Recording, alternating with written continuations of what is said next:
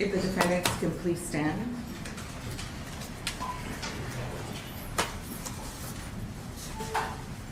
For purposes of the record, I have reviewed all of the exhibits that were admitted.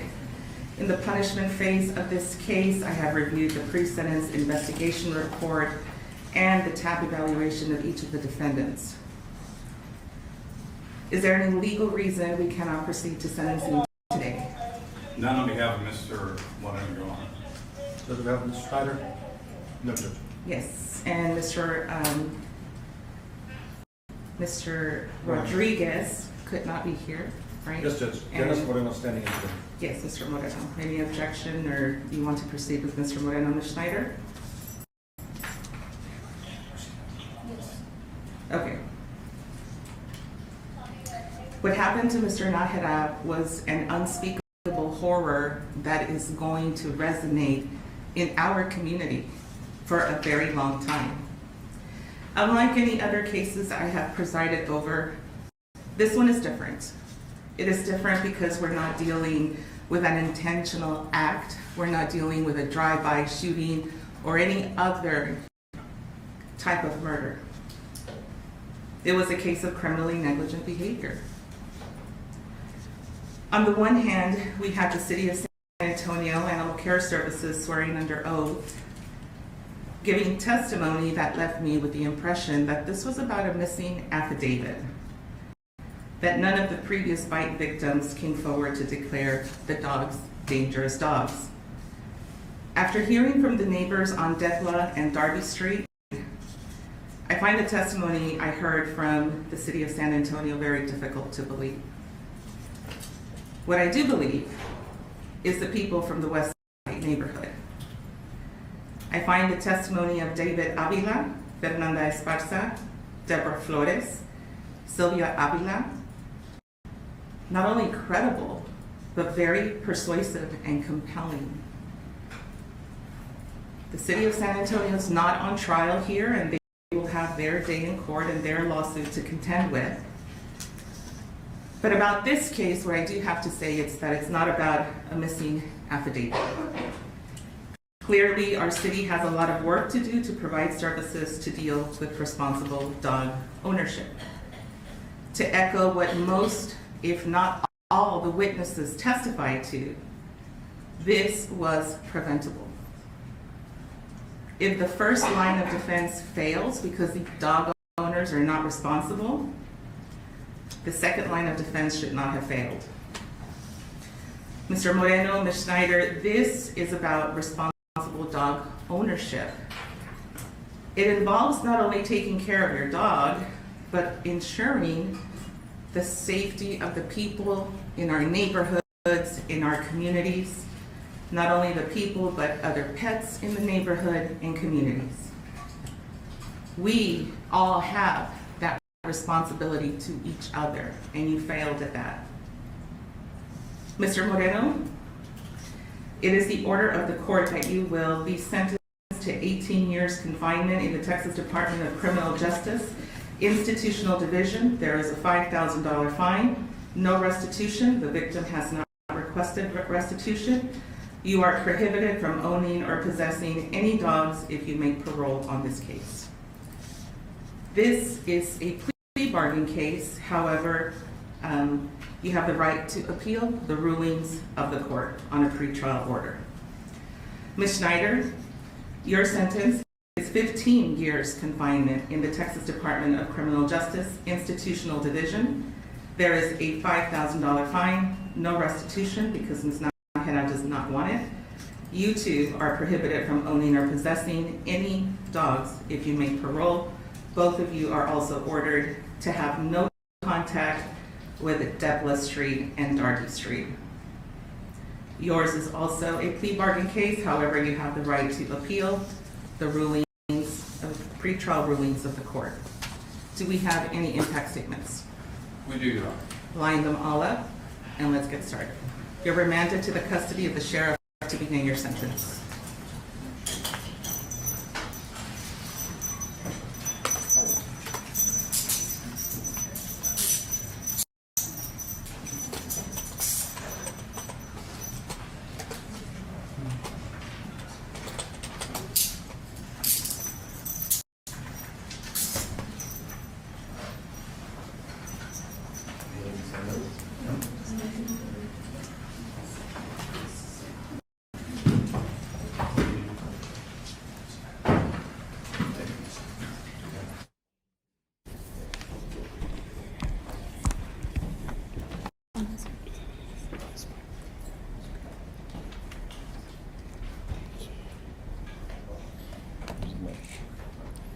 Gosh, I hope I can take without shaking.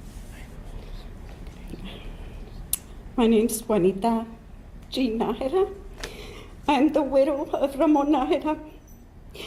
I would have never imagined that I would be calling myself a widow at this time of my life and in this tragic way. PTSD is now something I will have to deal with the rest of my life. Extreme loneliness and emptiness will also be a part of my life. You both took a big part of my life away. You took my better half away.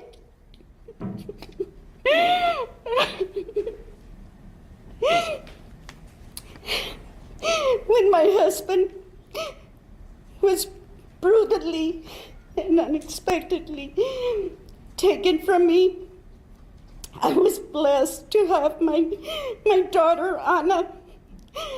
She lives here in San Antonio. She took me into her home and took care of me. She would help me bathe. She would feed me, take me to my appointments. And you know why I needed all that help? Because when your dog attacked me, I could hardly walk. My whole body would tremble. I could hardly get out of bed without any help. I had to have help every day.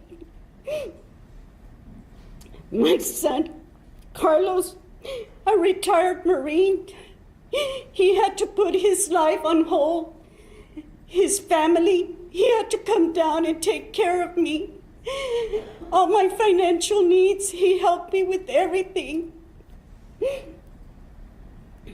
He also provided meals for me. To this day, my daughter Ana, she's still helping me. And my son, even if he's in San Diego, he calls me. He calls me every day to find out how I'm doing. It's been hard for me to depend on their help for whatever I need.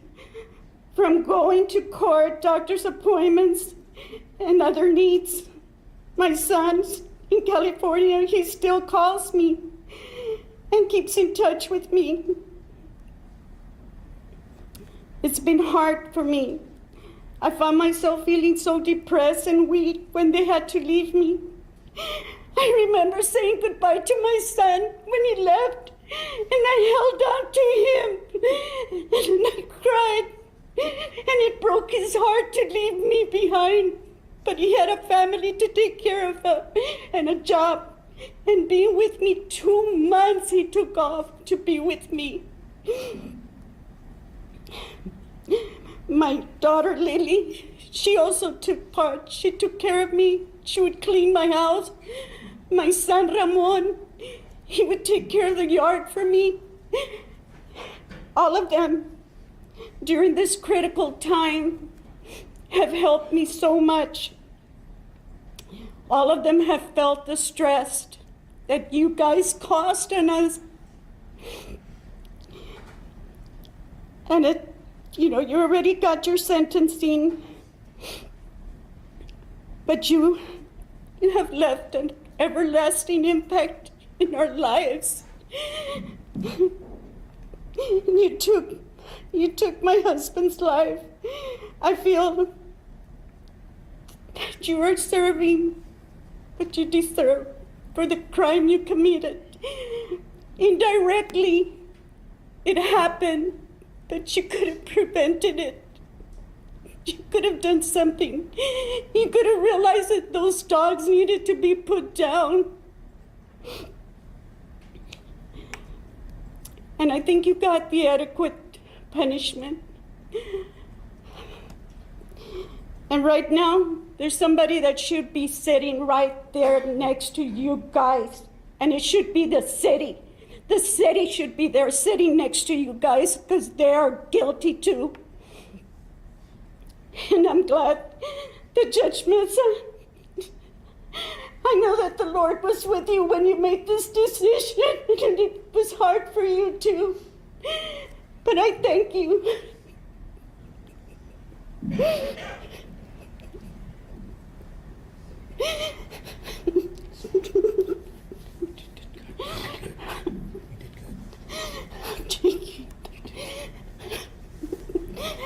I need to go out. I see.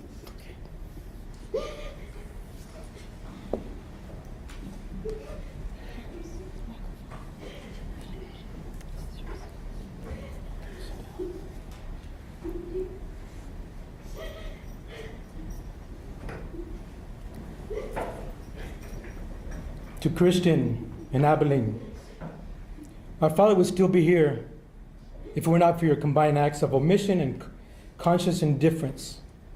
Your disregard for caring neighbors, defiance against public safety, and other public servants contributed to this horrific death, causing great pain to our family. I have not yet heard from you that as you said that I'm sorry to our family. You are unremorseful, disgusting individuals. Disrespectful, you don't deserve to be released as free people in our city. Your negligence with dogs has horrified the senses locally, nationally, and around the world. It was your duty to take care of these dogs. Consider the safety of your neighbors. Using the common sense as pet owners, you should have controlled your dogs on a daily basis.